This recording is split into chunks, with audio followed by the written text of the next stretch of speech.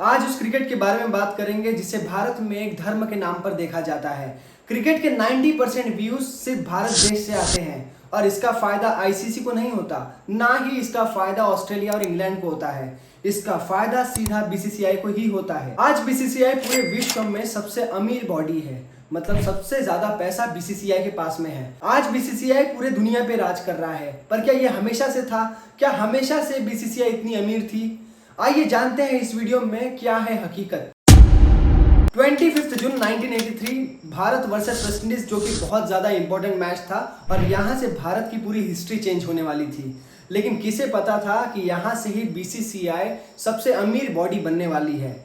मैं आपको पूरी स्टोरी ध्यान से बताऊंगा, आप बस ध्यान से सुनने की ताकत रखिए। 1975 और 1979 में वेस्ट इंडीज ने अपने फाइनल्स मारे थे, मतलब दोनों वर्ल्ड कप अपने नाम किए थे और 1983 में फिर से एक बार फाइनल में पहुंची थी और सामने था भारत। वेस्ट इंडीज उस देश से फाइनल में लड़ रही थी जो कि one of the weakest country थी उस टाइम पर। भारत ने 1975 और 1979 में बहुत बुरी तरीके से हार का सामना किया था, लेकिन 1983 में जो टीम पहुंची थी फाइनल में, उसके अंदर अलग ही पैशन था और उसमें क्षमता थी कि वो वेस्ट इंडीज को मुंह तोड़ जवाब दे सके। उस टाइम के बीसीसीआई प्रेसिडेंट एनकेपी साल्वे थे, जिन्हें 2 टिकट की जरूरत पड़ गई थी और उन्होंने इंग्लैंड से डिमांड की थी 2 टिकट की। जाहिर सी बात है कि इंडिया फाइनल में है तो 2 टिकट कोई बड़ी बात नहीं है, और मांग भी रहा है तो बीसीसीआई प्रेसिडेंट। ऐरा गैरा कोई मांगता तो समझ में भी आता, लेकिन इंग्लैंड ने साफ इनकार कर दिया टिकट देने से और एनकेपी साल्वे ने वो चीज को एज ए इंसल्ट कंसीडर की, उनका इंसल्ट माना, क्योंकि 2 टिकट देना कोई बड़ी बात नहीं थी इंग्लैंड वालों के लिए।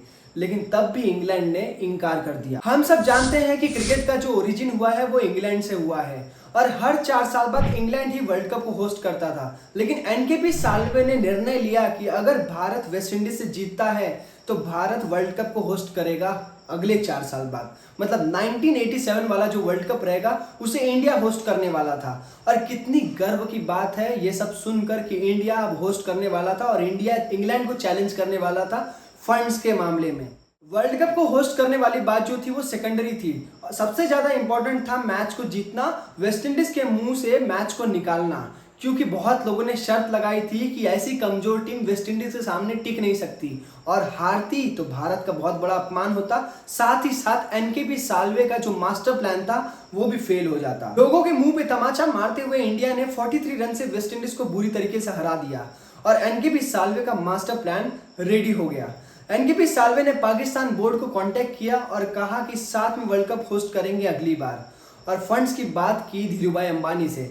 धीरूभाई अंबानी भी रेडी हो गए स्पॉन्सर करने के लिए। और फिर क्या था, आईसीसी की मीटिंग होती है और आईसीसी की मीटिंग में एनकेपी साल्वे रोटेशनल का डिमांड करते हैं, मतलब हर 4 साल बाद अलग अलग देश स्पॉन्सर करेगा वर्ल्ड कप को, और जिसमें इंडिया ने डिमांड की कि 1987 का वर्ल्ड कप इंडिया और पाकिस्तान मिलकर होस्ट करेंगे। एनकेपी साल्वे की बात सुनकर जैसे मानो हाजमा बिगड़ गया था अंग्रेजों का, और अंग्रेज कहने लगे कि ना ही आपके पास में कोई एक्सपीरियंस है और ना ही फंड्स और ना ही होस्ट करने की ताकत और ना ही मैनेजमेंट, आप होस्ट कैसे करेंगे।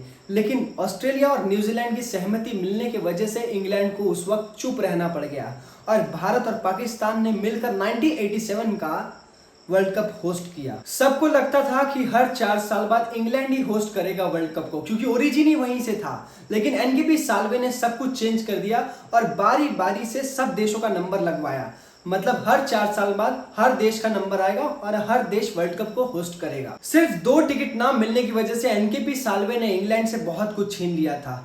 4 साल का वर्ल्ड कप का होस्ट जो करने का ठेका लेके रखा था इंग्लैंड ने, वो छीना जा चुका था और वो सब देशों के नाम पर हो चुका था। वर्ल्ड कप होस्ट करने के बाद में भी इंडिया का कुछ इतना फायदा हुआ नहीं था, लेकिन आने वाले 30 साल में ऐसा क्या होने वाला था कि बीसीसीआई रिचेस्ट बॉडी बनने वाली थी पूरे वर्ल्ड की। एक नया मोड़ ले लिया था वक्त ने। साउथ अफ्रीका का 21 साल के बाद में इंटरनेशनल में वापसी होती है और पहला मैच और पहली सीरीज खेली जाती है इंडिया के साथ में। मैच शुरू होने के पहले साउथ अफ्रीकन एडमिनिस्ट्रेटर फोन करते हैं दालमिया जी को। दालमिया जो थे वो क्रिकेट एडमिनिस्ट्रेटर थे इंडिया के, और पूछा जाता है कि ब्रॉडकास्ट कौन करने वाला है ये सीरीज को, तो उन्होंने जवाब में दिया कि दूरदर्शन चैनल ब्रॉडकास्ट करेगा। उसी पर साउथ अफ्रीकन एडमिनिस्ट्रेटर पूछता है दालमिया जी से कि दूरदर्शन आपको कितना पे कर रहा है, तो उस पर दालमिया जी कहते हैं कि दूरदर्शन हमें पे नहीं करता, उल्टा हम दूरदर्शन को पे करते हैं। तो उस पर साउथ अफ्रीकन एडमिनिस्ट्रेटर कहता है कि क्या आपको यह भी नहीं पता कि ब्रॉडकास्टिंग राइट आप खुद डिजर्व करते हैं, ना कि कोई टेलीविजन। और कहा कि आपको साउथ अफ्रीकन ब्रॉडकास्टर से बात करनी चाहिए और फीस डिस्कस करना चाहिए कि आप कितना फीस लेंगे साउथ अफ्रीकन ब्रॉडकास्टर से। दालमिया जी को कुछ अलग ही लगा और उन्हें कुछ समझ में नहीं आ रहा था कि ये चल क्या रहा है, क्या ऐसी भी अर्निंग्स जनरेट हो सकती हैं। और फिर क्या था, बीसीसीआई ने अपना ब्रॉडकास्टिंग राइट $2 लाख में बेचा साउथ अफ्रीका को।